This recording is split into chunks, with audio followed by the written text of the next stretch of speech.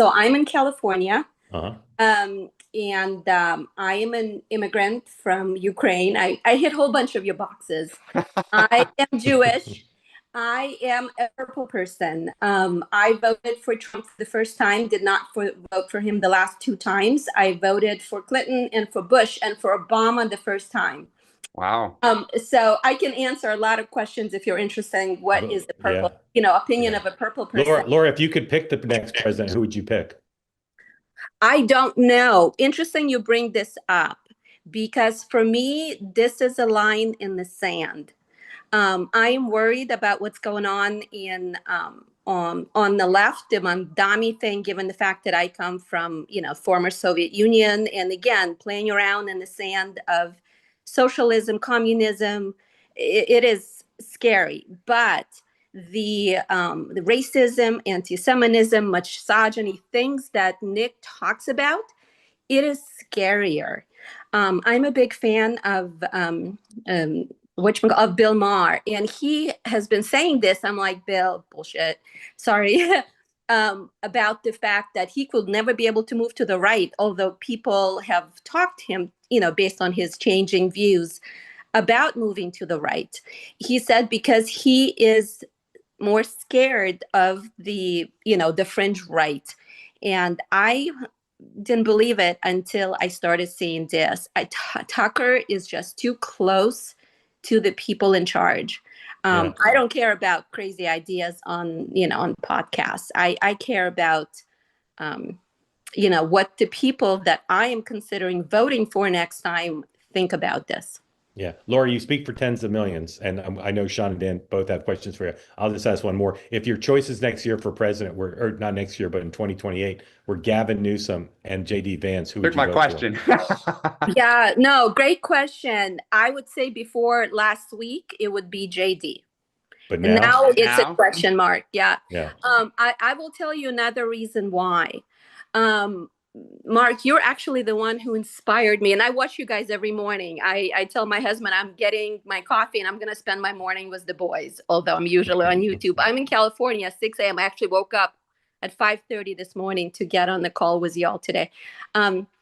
So The other thing that's happened, you were about to say that. sorry about That's that. okay. All good. Yeah, no, I listened to the Turning Point event. It actually worried me too. And then this happened.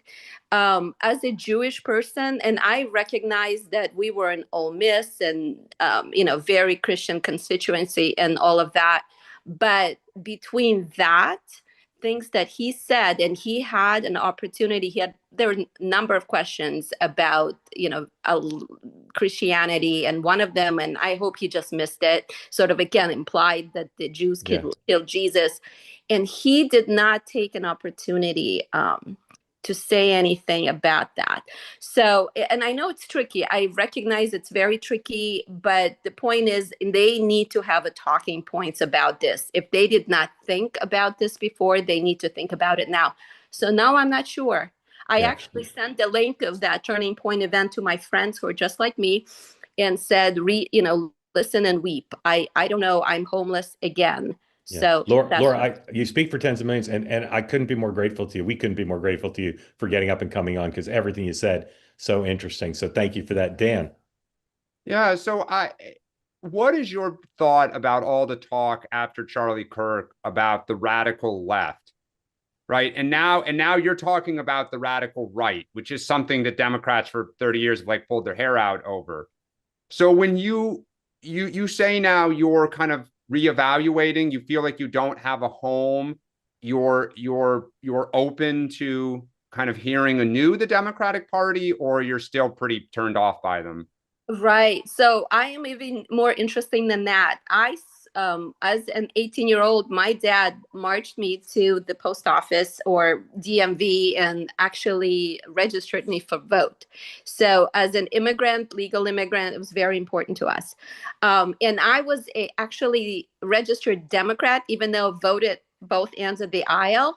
I was just too lazy to switch until the Kavanaugh hearing. That again, it was like purges in the Soviet Union in 1950s. Somebody said something, and and then it was true.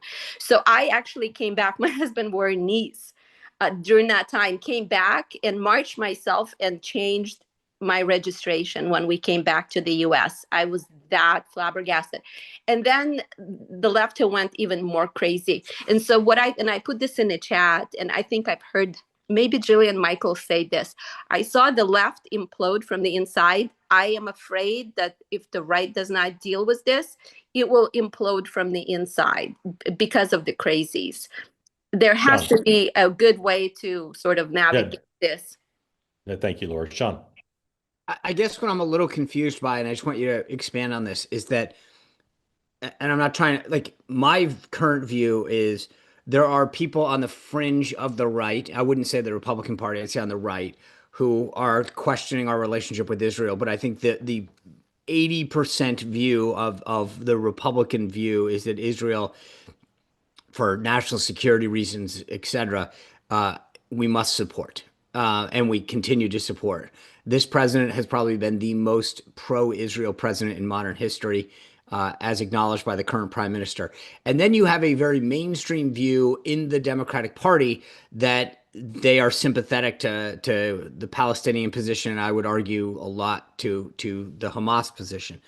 I don't know how if that's a top issue for you. To me, I get the concern about some in the right, but that's definitely not the mainstream view at all. Whereas in the Democratic Party, they don't condemn. I mean, they literally are endorsing Mandami. I mean, that to me tells you that this isn't even an apples and oranges discussion.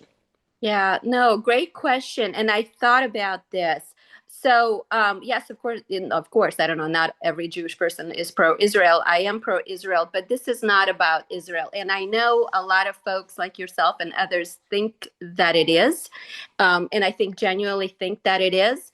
This is about America. I am America first. I was also terrified about what happened with bombing Iran, although I am glad at the end the president knew something I didn't. And I'm glad he did it. But I was terrified because I thought it was going to pull us into World War III. For a lot of, even I think, Jewish people, this is not about Israel at all. And I appreciate the president's support.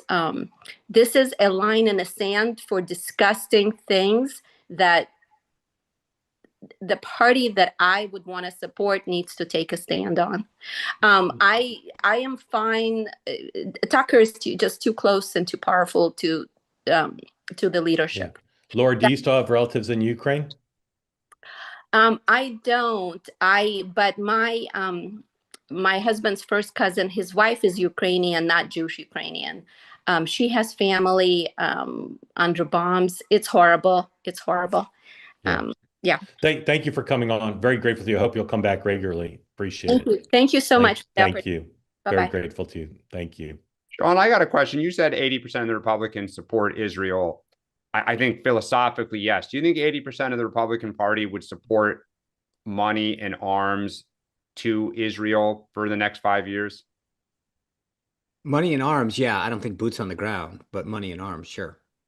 Okay. Rudy, well, and it might be a little less. I mean, the further that you push it, I think you lose support. So, you might start to get into the 70s as you send more money.